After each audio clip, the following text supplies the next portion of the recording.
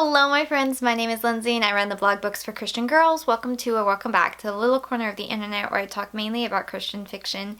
Today is one of my favorite videos to film every year because it is my favorite books of the prior year. So these are my favorite books of 2024 and it's a really good list if I say so myself. I divided it up into 4 different categories. So we're going to start with honorable mentions, then we're going to move into favorite rereads because that's always debated. Should you include your reread books or not in your favorites list? I vote yes if I still really enjoyed them, but I'm going to do those separately. And then I've got clean fiction favorites and then Christian fiction favorites. I'm going to try to not squee and squeal and fangirl too much, even though I know that's kind of what sells y'all sometimes on these books, because I feel like I've already done that throughout this year.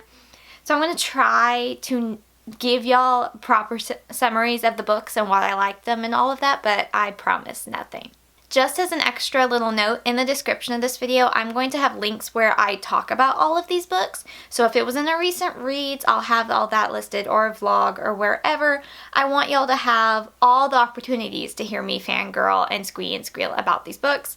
Some of these I talked about more towards the beginning of the year, and then some of them I talked about in my last video.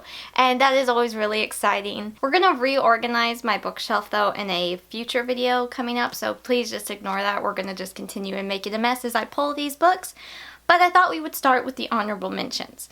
Could I have made this their own video? Yes, I totally could have, but I'm not going to. I'm going to talk about them today. And I believe I organized all of these in the order I read them throughout the year. They are not like ranked by any means. I can't do that with favorite books. So we're just going to go ahead and get started with some honorable mentions. My first book is going to be A Lady's Guide to Marvels and Misadventure by Angela Bell. This is a Christian fiction historical romance book, but it's different than the typical ones on the market because there is such a whimsical feeling to this book and even a touch of steampunk elements, which is something I feel like you really ought to know about before going into this book because that could affect your enjoyment. I ended up really liking those elements, and it is about Clara, set in 1860, and her family, everyone kind of thinks they're insane, like certifiably should be in an asylum insane. Even her ex-fiance, who has launched the smear campaign against her family. So poor Clara is pretty stressed, and then that stress just multiplies when her grandfather hires this random guy he met on the street named Theodore, but is that his real name?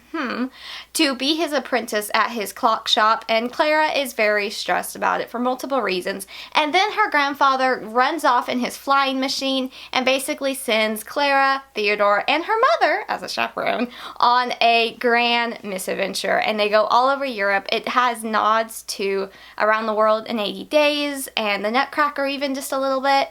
I didn't necessarily pick up on those because I'm not super familiar with those, but I enjoyed this book so much, okay? I'm trying not to squee and squeal and fangirl.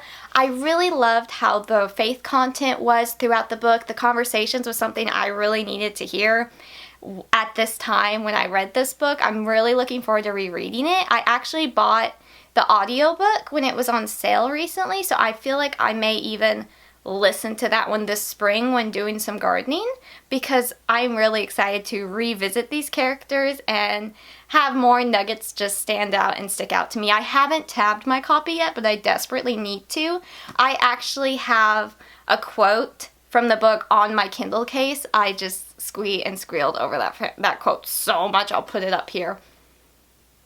Because it's the hidden identity trope. She is very suspicious of this guy and he's not really telling her much, but he just kind of takes it all in stride and is just like good-natured and just teasing her. And it was just great. I loved the two of them together. So you kind of go from like the enemies to okay, and then friends, and then it eventually leads into more, and it was just paced so well. The romance was cute, the faith content was cute. I laughed so many times, and there was just so many elements of this book that was just absolutely so much fun. So I really, really enjoyed this one. I'm looking forward to rereading it, so you're probably going to hear me talk about this book again in my next favorites video. So yeah, I feel like there was a lot going on, so I feel like this could have been like an actual favorite, but I'm going to put this as an honorable mention for this year just because that's what I gave it. So we're going to go with that, but it most likely will. And then my card just ran out, so we're going to try that again. I was saying, though, about this book is that I feel like if I reread it, it probably would be bumped up in rating. I currently gave it a 4, but I have so many fond memories of this. If I altered my rating after reading, which I don't, but if I did, this one definitely would have been pushed up. So I'm looking forward to rereading it or listening to it, and it will most likely get a higher rating. It was a really, really fun read. My next honorable mention is Maiden in the Tower by Heidi Kimball. This is part of the Forever After series, which are just Regency clean fiction novellas that are fairy tale retellings. This is a Rapunzel retelling, and she's not trapped in a tower, but she is trapped, so to speak, in a cottage with a haphazard garden that has no rhyme or reason. And when our main guy stumbles upon her after chasing after his dog, he asks for a tour of her garden, and as a gardener, that just made my heart swim. It did. With that and how much he loves his dog, like, oh, he was great. I honestly wish this book would have been full length. Like, I feel very gypped. It was so short. It could have been easily another 100 pages. You might say the ending's a little cliche, but I don't care. I liked it. I was so happy with the ending. It was really cute. But again, I wanted it to be longer. So that would be my one little thing.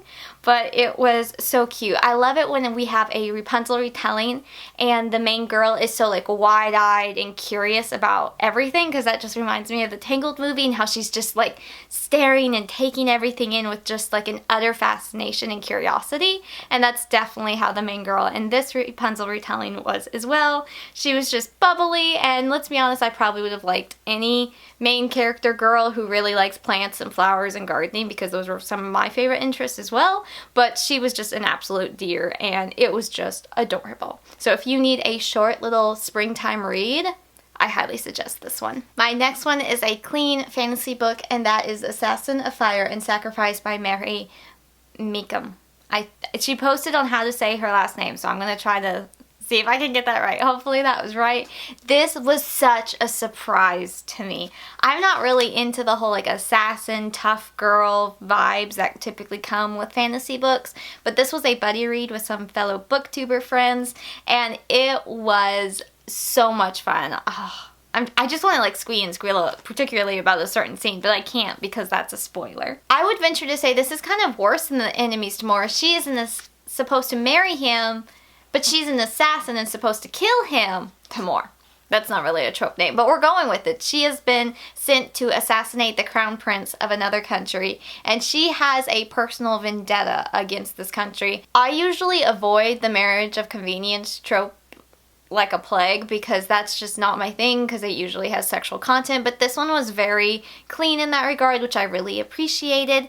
But what really sold me on this book, besides plot twists that happened that shocked me and stunned me, and that never happens, was the banter. Really, really liked the banter between the main two. You can see my tabs. Most of that is banter, and I was just like eating this up. I enjoyed this book so much, I actually bought the special edition hardback of it, and that's saying something. There's a lot more elements to this book, and I don't really know how to properly explain them, but basically there are phoenix shifters, and only those that come from that bloodline can kill another phoenix shifter, and then you have fire powers and all kinds of things. It was very interesting. It was very different than my normal read. There's nothing else in this list that is like this book. It was definitely a standout and memorable book for me last year, and it was really good. It was really good. Another honorable mention I have is a clean fiction Victorian mystery, and that is Protecting Her Heart by Nancy Campbell Allen. This is book 3 in the trilogy, so I don't really want to share too terribly much about it because it kind of does give spoilers for the prior books, so I suggest reading them in order. You're gonna see me fangirl and squeal about the second book in the favorites section, but for an honorable mention, I wanted to mention this one. You can see that I tabbed my copy up. It's always so fun when I read an ebook and then I get the physical copy because I enjoyed it so much, and then I get to go through all my notes and highlights and add my tabs. I really like doing that. But this trilogy follows 3 cousins, and this one is Charlotte, and she just recently graduated from medical school in America, so she's coming back to England, and unfortunately she's met with the news that her father has passed away. And prior to the fact of that her mother had passed away, but there was some suspicious circumstances around it, so she's basically determined in this book to find out what actually happened to her mom. And then you have the director of London's police force, who is a good friend of hers and has been smitten with her for years. And that's where I get sold right there. I was really afraid going into this book that it would feel sad or depressing, heavy, whichever word you want to use, because we're trying to figure out what happened to Charlotte's mother. And, you know, that could definitely be hard to read about. But the author did this so well, where there is very timely parts of humor and wit and a little bit of banter and just the sweet romance that really helped it from feeling that way, which I really appreciated. It was a really fun trilogy. I would say my ranking was 2, 3, 1 personally, but I would suggest reading them in order. My next honorable mention is going to be Your Letter by Hyeon A Cho. This is a Korean manhwa, so a Korean comic that was translated into English. I read it first as a webtoon, and I enjoyed it so much I bought the Korean edition as a Korean learner, and I read that throughout this time, and then they finally announced it was going to be published in English, and I was super excited. Just as a note for my fellow fans that aren't a fan of cussing, it does have some cussing translated, which is unfortunate, so I have all of the content details in my review. But it's amazing to me how I can read this book so many times. I think this was technically my 3rd time, and I still sob at the ending. This is about Soli, and Soli has started a fresh start at a new school after bullying stuff happened at her last school, and she stood up for a girl, and then the bullies end up turning on her as well. And so she has now transferred to this new school, and when she gets to the new school, there is a letter from the former person who sat at her desk. And it's basically a giant scavenger hunt, and that is one thing I love is scavenger hunts personally. Adventures, scavenger hunts, treasure hunts, all of it. That's very much a thing for me. And so she goes on a scavenger hunt throughout the school, and just the ending of this book gets me every single time. I just like the build up and anticipation. I know what's coming. I've read it so many times, but it still makes me sob. It still makes me sob. It is really good, but there is some content notes, so that's why I'm putting it as an honorable mention. But out of all the Korean manhwas I've read, I would say this is my favorite that's been translated into English.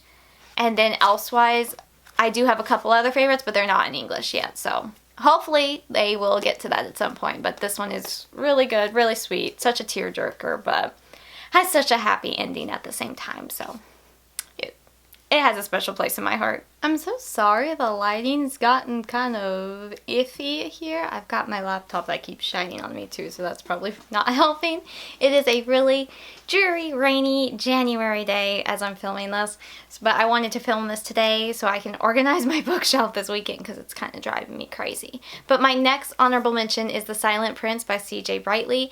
This is a clean fiction book, a fairy tale retelling of The Little Mermaid, but it is actually gender swap. So he is the Little Merman, and he sees this beautiful human princess on land, and he's just like, she's beautiful, I'm beautiful, we can be beautiful together. And he comes up with the plan to get on land, and that works out, even though he's got to understand all the weird human cultural differences and that you don't lick things to find things out. That's weird for him. And with the Little Mermaid storyline, of course, he loses his voice when he's on land, and it was just very humorous because he's trying to communicate through sign language and gestures, and we only get his point of view, so we get all of the insults he has for other people. And it just got 1,000 times better in my opinion when the main girl ropes him in to being her fake fiance to try to ward off all the other suitors that are coming from other countries or even her own country. And I like the fake dating trope. That's always a favorite of mine, but it's even better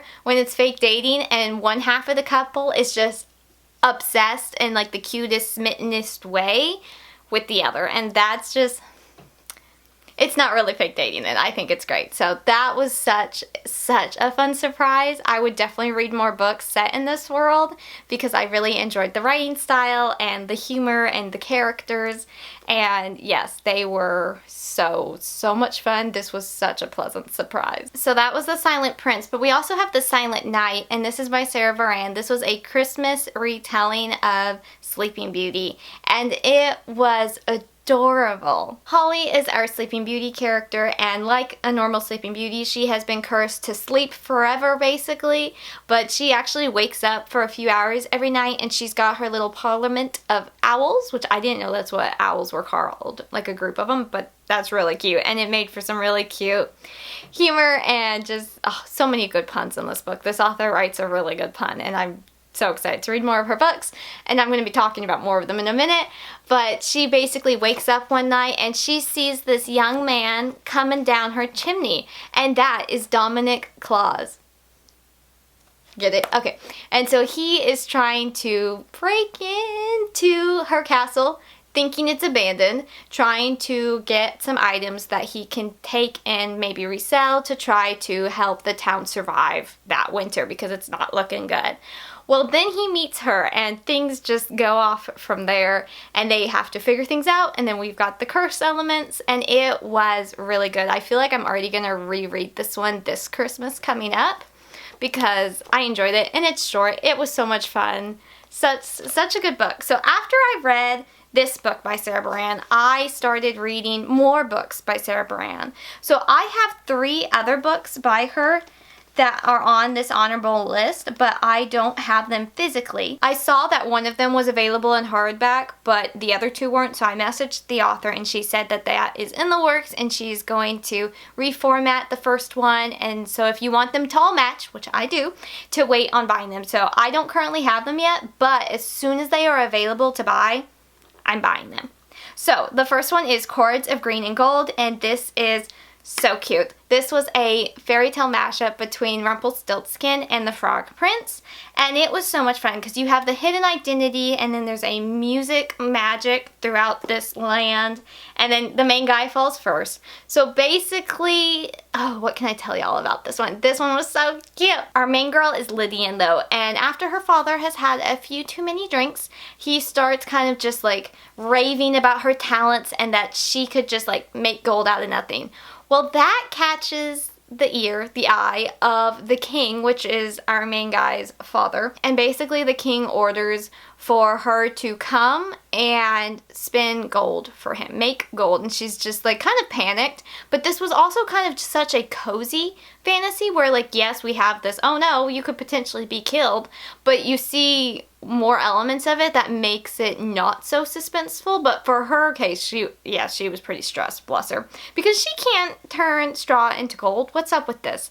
So she has another ability though that helps it out, and then she gets a surprise when a frog-like creature but human features kind of comes up and gives her a scare half to death, and that is our crown prince. But she doesn't know that, so you have the hidden identity element, and it was so cute. The puns, the banter, it was really good. So I had to read book 2, obviously, because that is what one does. Book 2 though is My Fair Mermaid, and it is a mashup between The Little Mermaid and also My Fair Lady, or the original story that's based off of. I think that was Greek mythology. I'm not super familiar with that.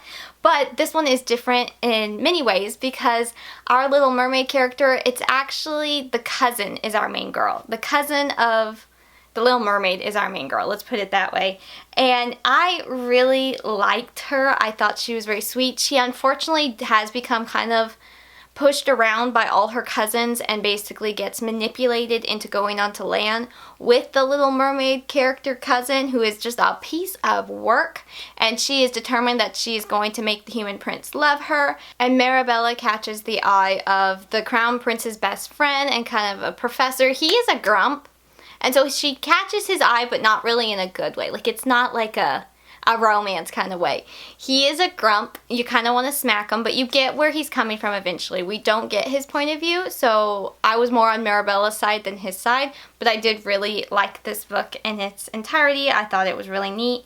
I think it's interesting. I'm putting this under clean fiction, but this whole series has little nods to Christian faith content, which I really liked. And I always think it's interesting when you have the mermaid element with Christian faith content, and I really liked how the author did that in this series, particularly with this book. And it was just really neat. I really liked this one. So I read the third book, of course, and that was A Bond of Ice and Sunshine. And let me just tell you, this was my favorite. So the third book actually features, though, the Crown Prince from book 2. This is his story and him trying to get his girl back because she has been very different in the last few years, and he's like, something has changed, what's going on, she won't talk to me. And when I tell you, he is like that golden retriever male main character, puppy like energy, absolutely smitten with her. I mean it, and I adore it. Like, yes. So this is actually a King Thrushbeard retelling, and then The Snow Queen, which I've not really read a retelling of either of those that I really, really liked. But this book, putting those together, just worked so well, and the reasonings and how things happened, it was adorable. But I also just really love when the male main character is just like a smitten puppy for the main girl. I just really like that. Just reading my review of this book makes me so like giggly and happy. This book was so good. But also at the beginning of this book and the first book of the series, the author does a summary of the original fairy tales, and they're done in such a humorous, easy to understand, fun way that I just want her to do like all the fairy tales. I think that would be great. Book 4 in this series is actually releasing in August, or potentially sooner, she said in a newsletter. So I am super, super excited for that one. That is a Mulan and Goose Girl retelling. So chances are you're going to be hearing me talk about that one for a while as well. This is such a fun series. I cannot wait to own them. They were so fun. They're all like around 200-ish pages, so they're not super big commitments, but they brought such joy and amusement and just smiles and laughter while I was reading them, so I highly suggest them. And those were my honorable mentions. We're gonna move on into my favorite rereads. How long has this video been? I don't know, but we're gonna continue on. So for my favorite rereads, this is always a debated thing. Should you include rereads in your favorites list videos or not? I vote yes, because if you enjoyed the book so much the first time, you reread it and you still really enjoyed it, I feel like it deserves a spot on your list. But I'm going to make it a separate category because I actually reread a few favorite books this year, and one of them, this is going to come no surprise to anyone, The Mysterious Benedict Society by Trenton Stewart. It's book 1, 2, 3, and the prequel. I didn't reread the 4th book. That's just, it's fine, but it's just not the original to me. If you know me at all, if you've watched my videos, if we've chatted at any point in time for any bit of time, you've probably heard me rave about this series. This is one of my all-time favorite book series ever. It means so much to me. I have read them a gazillion million times nearly, but this was actually my first time to listen to the audiobooks. And I did that while I was gardening and working on different things outside, and they were absolutely delightful. The narrator of this series did so well, and he did so well. He did absolutely phenomenal. I'm trying to fight the urge to listen to them again. I'm losing that urge because I adore this series so much. Even last night I flipped through it because there was somebody asking a question about them on Facebook, and I was just like, let me just re-look through these books. And it's just, I love these books so much. They give me so much joy. If you haven't read this series, I highly, highly, highly, highly recommend this series. It is such an important part of my childhood, and I've read them so many times. I'm struggling with how to explain this series because I feel like everyone knows about this series. And if you don't, I'm so sorry. You need to rectify that ASAP. Like, I mean, with full concern, you need to read this series. I adore the series with every fiber of my being. But it is about 4 kids, and they basically go through this special test, and it ends up taking them to Mr. Benedict. And Mr. Benedict has a special secret mission for them because there is someone trying to harm people with negative messages through frequency waves with like the TV and the radio and that kind of thing. It's such a charming series. I love this series. Book 1 is definitely my favorite, but I do really love the prequel novella, and the book 2 and 3 are obviously phenomenal as well. I'm just a little biased. I'm aware I'm completely biased, but it's a great series. It's a phenomenal series. I could just like ramble on. I won't. But they're beautiful. They are beautiful. They are wonderful. I love how it gives you a nod to have critical thinking skills and that there's always hidden messages in everything and try to look for that. It made such a big impact on the adult I've become. It really did. So it was really great to listen to them. And the first book I was quoting along with the narrator. I've read the book so much. So I was having great fun with it. Another favorite reread for me from 2024 was Easter Carrots by Erin Mangum. Yes, that title is a pun, and I love it for that as well. This is a Christian fiction little novella. It's very short. I've already read it on Easter Sunday on the way to church, and it was just delightful. It is super cute, great faith content, humorous, sweet, adorable romance. It's just everything I love about an Erin Mangum book. So yes, that one was really cute. Another favorite reread for 2024 would be the Christy Miller series, Volume 1 particularly, by Robin Jones Gunn. I meant to continue rereading the rest of the series and I haven't, so hopefully I get to that this year. I say that every year, but I started and I reread this one. This is the first 3 books, and it has such a nostalgic feel to me because I read these as a young teenager, preteen. I don't remember my exact age off the top of my head, but I know I've mentioned it before. And it is just such a staple in the Christian girl community, especially for readers. And I think particularly for me, that 3rd book in this one, the last third of the book, is so good. That is Yours Forever. And it's just great because like the first book, we are introduced to Christy and we have kind of some harder topics discussed, and then the second book we've got other topics discussed and Christy trying to fit in a new area, and then book 3 we go back to the beach and we see Todd again, and he has some phenomenal conversations faith-wise in this book that, as I've talked about before on this channel, have stuck with me since I read them when I was like 12.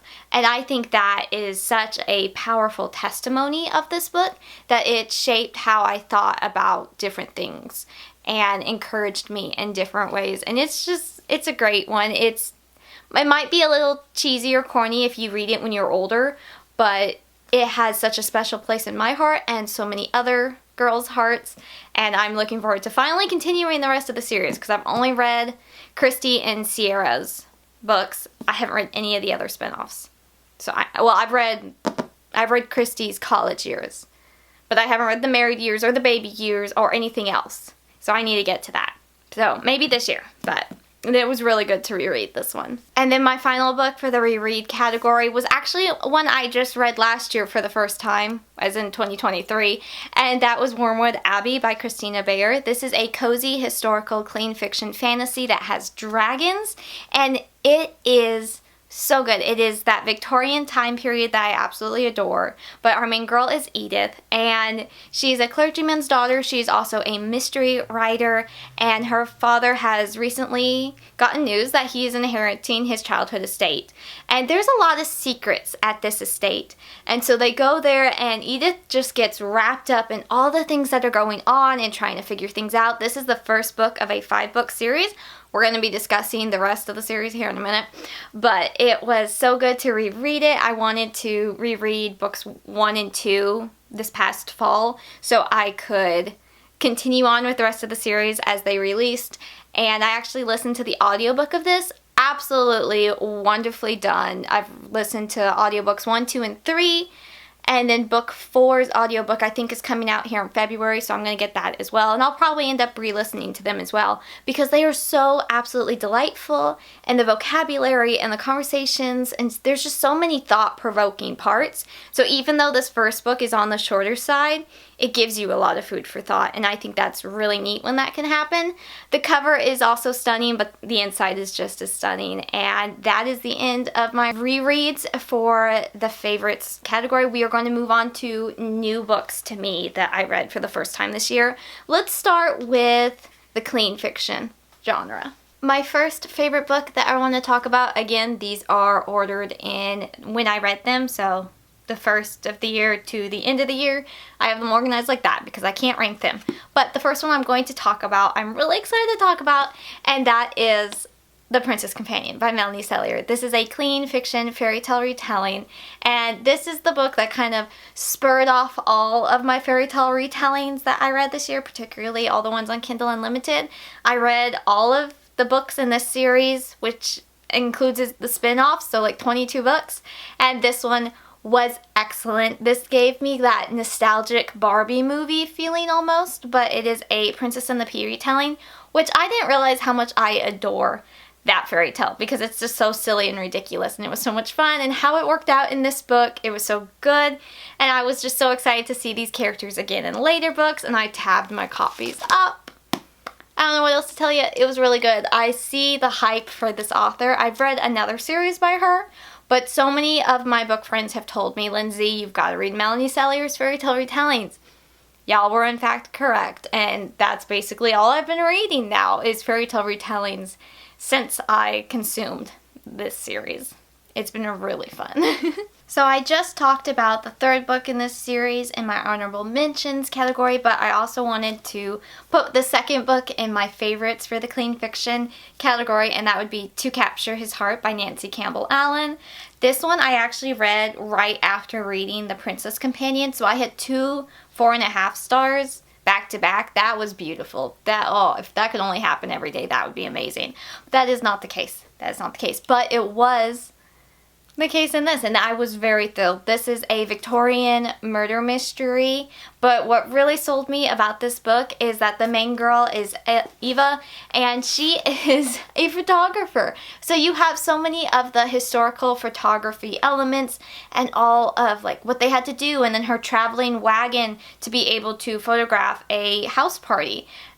Funny fact, that house party is actually for the charming detective Nathan, his mom. But here's the thing, Nathan has a big, like, he really likes Eva. So Nathan, not wanting to be match made at his mother's party, tells his mother that, oh no, I can't have a date because I like this girl. And of course she ends up on the list and taking their pictures, but then there's suspense because he's a detective and there's been threats against him and his family, and it was great. So you have not only the historical photography elements and the Victorian setting that I adore, you also have fake dating, and that's just a trope I obviously really, really like. It was just so much fun. It's always great, again I say, when the fake dating isn't fake. When there are real feelings and they're just kind of, you know, scared to admit, but they're getting to act like they're dating. I love it, I love it, I love it. So good. So good. So good. And I obviously tabbed my copy up. I fangirled and raved about this book in a video where I annotated this copy. So you can check that out up there, but yes, really good. Okay, so we have The Princess Companion, and that is one series, but in the second spin-off series, book 4 was A Dream of Ebony and White, and this is obviously a Snow White retelling, and those are kind of hits and misses for me, but this one by Melanie Sellier was absolutely my cup of tea. 4.5 stars. I think I really just like it when we have the childhood best friends trope in any kind of way, but this one was really great because he is the huntsman. You see the problem, and it was just so great. And then you also have, instead of 7 dwarfs, the main girl finds 7 children living in the woods. I was smiling, I was giggly, I was like kicking my feet in utter delight. It was so much fun. I was honestly sad when it was over, which tells you something. I was like, no, come back, I want more. It was really good. My next book for the clean fiction favorite category would be A Game of Hearts by Joanna Barker. This was so good. Like, let's just first appreciate all my tabs. I ran out of color, so hence why there's 2 colors. I ran out of tabs. I didn't run out of colors. I ran out of tabs of a certain color. This is a clean fiction Regency book, and our main girl is very competitive. She really likes archery. Hey, I like archery too, so it was really fun to read this around the Summer Olympics time period. And it even had, dare I say, a Princess Diaries 2 style to it, because tagline of the book, if you can't join them, beat them. And I think that's great. So our main girl has just basically been told she cannot be a part of the men's archery competition, or I guess really their team. She can join in on some of the competitions, but she can't be a part of their team. So Marigold decides that she's going to make her own team. And then you've got the male love interest who, their banter and just, yeah, it was very Princess Diaries too. But better. better. I prefer the first Princess Diaries, but if you like enemies to more, you're going to eat this book up, most likely. I'm not a fan of that trope in most contexts, but I did really like it in this book, so 4.5 stars. Did get a little kissy at times, but there were certain parts that I was just like a little bit, I was swooning. I won't lie. There was a few other parts I was just like, that was really good. That was a good line. And it just, my cheeks hurt. My cheeks hurt. Let's just put it that way. It was good. It was good. Continuing on with our fairy tale retelling theme of this video, I read a bunch of them this year, y'all, so it's really no shock that I have so many on this list because I had some really good ones. But one of the best ones I read this year was Callie and the Pumpkin Seed by Sarah Beran. I gave this one 5 stars. This is a fall-themed Cinderella retelling, and it was adorable. Also, just as a little bonus, this version had absolutely no magic, and I really liked how everything worked out without having that magic element. But our main girl is Callie, and she is a baker, and one day a certain handsome young man, stranger but handsome, comes into her bakery, and they just start talking, and he has so many great puns, and you know where this is going, and it was delightful, I'd like to say. I'm already looking forward to rereading this one. Like, as soon as August happens, I don't even consider August to be fall, so I'm going to try to hold off till September, but we'll see if I'm successful in that. I'm rereading this one because it was so cute. You've got a little nod to The Princess and the Pea, which just had me in complete delight. Oh, it was so, I was spinning in circles just hugging this book when I finished it. It was so cute. So, so cute. Fall-themed Cinderella retelling. One of the best books I read this year for sure. Oh look, the sun is coming out just in time for me to talk about The Wicked Prince by Celeste Baxendale. This is a Robin Hood retelling, but it's gender swapped where she is Robin Hood and he is Prince John. Yes, Prince John, you heard me right. And the fun thing about this though was the way they kind of just antagonized each other and teased each other, but then you would have that sincere, soft moments as well, because they basically end up in a marriage of convenience, an arranged marriage, because Prince John is not looked upon highly by the people, but they love Robin Hood, and when Robin Hood is found out to be a girl, it's just the answer to all his problems, or the start of more, and it was absolutely so much fun. This book had a lot of hype to me from different book friends here on BookTube, and the hype for this one is real. I can confirm. It was absolutely so much fun. If you really like Flynn Rider, I feel like you'll like Prince John, because he reminded me of him, but like completely different. But the humor and the arrogance, yes, very much yes. This was really, really fun. If, just as a bonus, if you liked Assassin of Fire and Sacrifice, you'd probably like this one. If you like this one, you would probably like Assassin of Fire and Sacrifice. They feel not similar, but they have similar qualities that remind me of each other, but very different plot lines in the broad sense. Continuing on with my favorite clean fiction books, I have nearly dropping the books. That's what I'm doing. We have books 4 and 5 of the Secrets of Ormdale series. Book 1 was Wormwood Abbey. Book 4 and 5 were favorites. How this series ended and the conclusion and all the build up to it, the twists and the turns, it was utter brilliance, really. And so it's still about Edith and the dragons and this cozy Victorian fantasy setting. It was just so good. Book 5 is actually 500 pages, and it was glorious that it was that long. I am so excited for the special editions the author is going to do of the series. I'm ready to just buy them now. I'm so ready. And then also the spin-off series the author is going to be doing. I am super duper excited for that.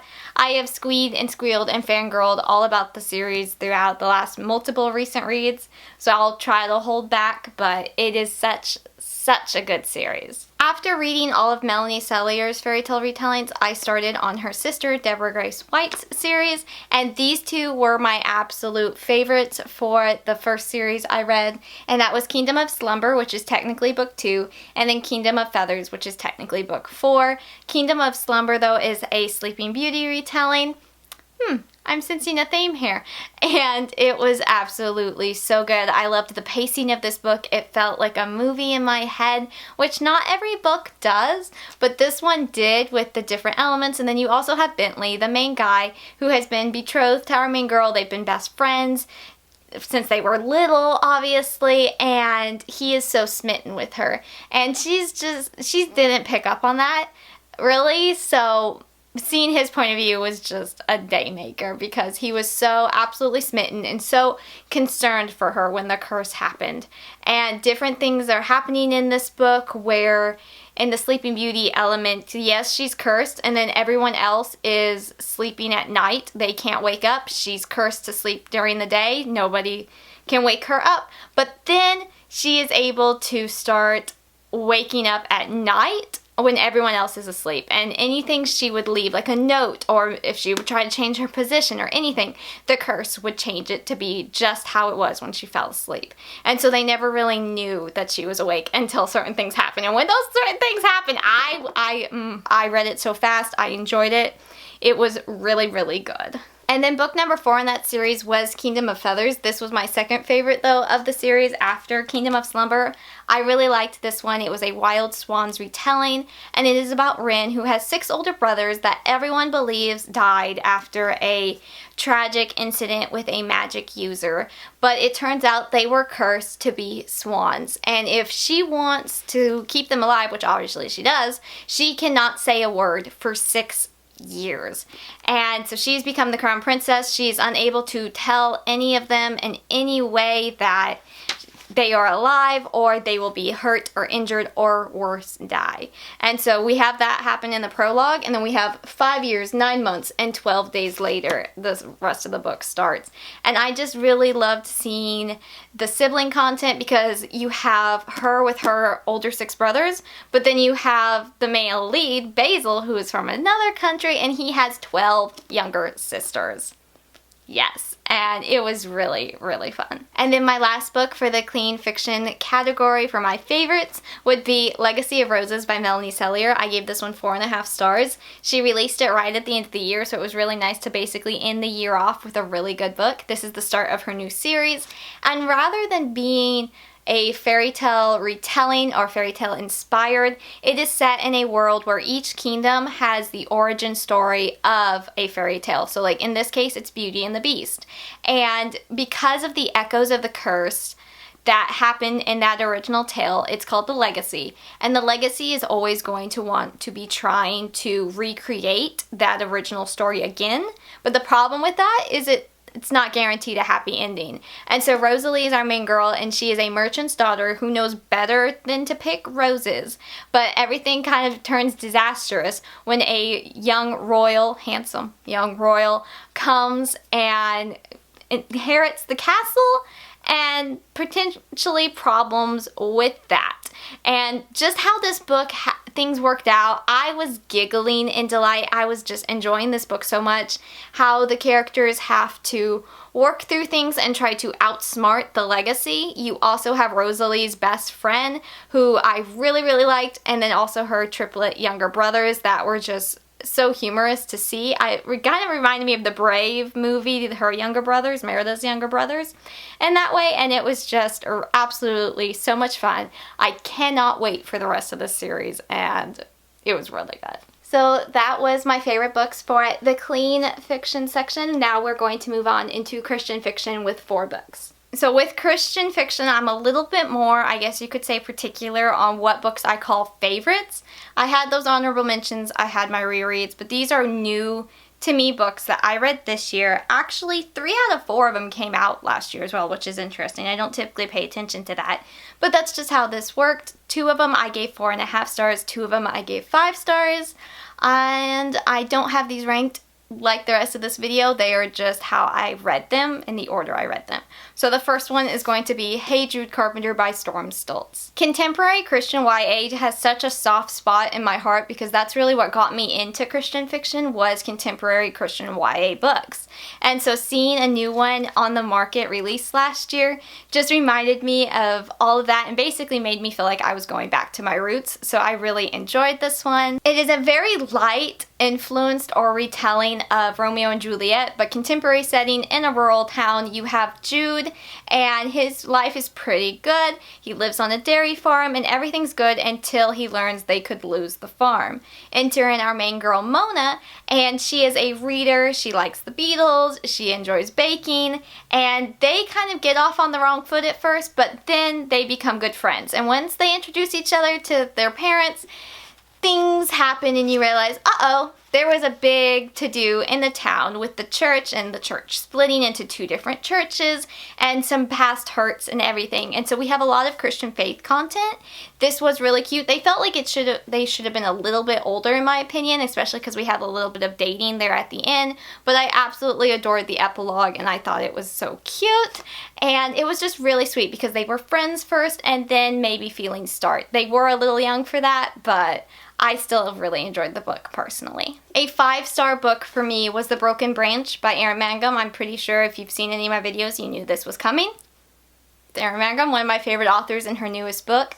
But this one just took such a sensitive turn as well because it is following our main girl Jess, and 2 months prior her father unexpectedly passes away in a car accident.